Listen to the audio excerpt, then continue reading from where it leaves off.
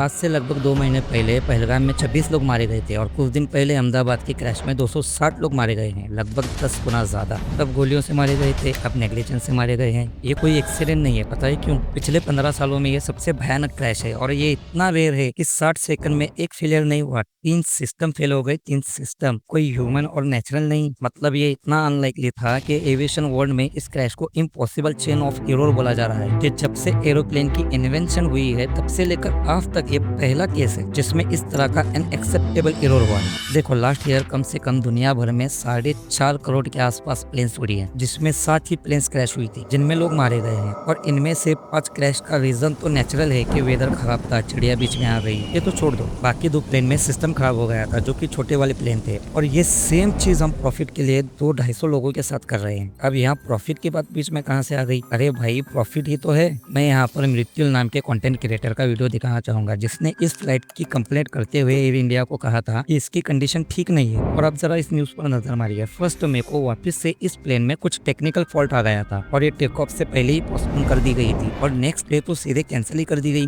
अब इस तरह के लोहे के डिब्बे को हवा में उड़ाओगे तो क्रैश तो होना ही है ना। इसीलिए तो मैंने प्रॉफिट की बात कही थी, क्योंकि चने बेचने के लिए तो इस डब्बे को हवा में नहीं उड़ाएंगे ना। और दूसरी बात, इस हादसे में मिस्टीरियस चीजें भी जुड़ी हुई हैं। अब इस प्लेन क्रैश की फोटो देखो, कुछ इस प्रकार है। और ये क्रैश होने से पहले उसी सुबह मिड डे न्यूज़पेपर के फ्रंट पेज पर ये फोटो छपी थी। जरा ज्यादा ही सिमिलर नहीं है? अब ये क्या इत्तेफाक है क्या? चलो इत्तेफाक मान लेते हैं। अब इन चौधरी गोगराज नेहरा का ट्वीट देखिए जो 1 दिसंबर 2024 को किया गया है। और इसमें क्या लिखते हैं? 12 जून 2025 को भारत के राज्य गुजरात के शहर अहमदाबाद में प्लेन क्रैश होगा लगभग दोपहर को। ऐसी मेरी भविष्यवाणी है, सबका कल्याण हो ऐसा मैं कामना करता हूँ। चौधरी साहब, आप क्या तपस्या में बैठे थे क्या? आपको इतनी सटीक भविष्यवाणी कैसे पता? ये भाई सही टाइम भी बता रहे हो और जगह भी, कमाल है। चौधरी गोगराज नेहरा पर इन्वेस्टिगेशन तो होनी चाहिए कि आपको इतनी सटीक जानकारी मिली कहाँ से, ये पता तो चले।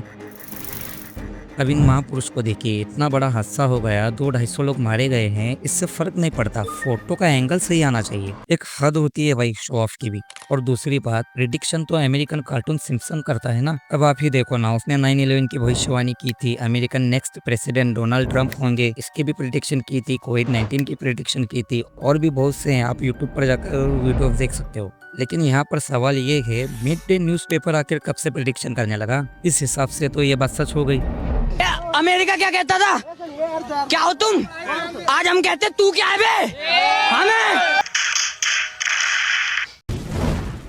अब मजाक से हटकर मैं एक बात कहना चाहूँगा, मेरी अपील है गवर्नमेंट से, हम यूट्यूबर होकर भी इतनी इन्फॉर्मेशन निकाल सकते हैं तो आपके पास तो काबिल एजेंसीज हैं जिसके पास इन्वेस्टिगेशन करने के लिए हमसे कई बेहतर अपॉर्चुनिटीज हैं। तो सही से इन्वेस्टिगेशन करो और सच खोद कर जनता को बताओ कि आखिर किसकी गलती है, क्योंकि 260 लोग जो मारे गए हैं ना, हम सभी लोगों के लिए ये तो बस नंबर्स हैं। सही में आग तो उनके सीनों में लगती है जिनका कोई अपना चला गया हो। हम उस आग को महसूस तो नहीं कर सकते, लेकिन गवर्नमेंट को प्रेशराइज तो कर सकते हैं। और आप सभी की इस बारे में क्या राय है मुझे कमेंट करके जरूर बताएं।